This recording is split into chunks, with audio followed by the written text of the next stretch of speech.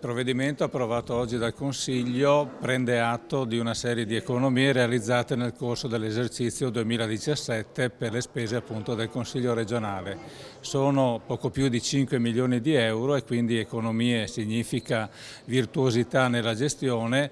Dobbiamo anche precisare però che una parte di queste economie sono dovute a interventi non realizzati che verranno riproposti il prossimo anno, per cui è un rinvio di spesa che sarà realizzato il prossimo anno.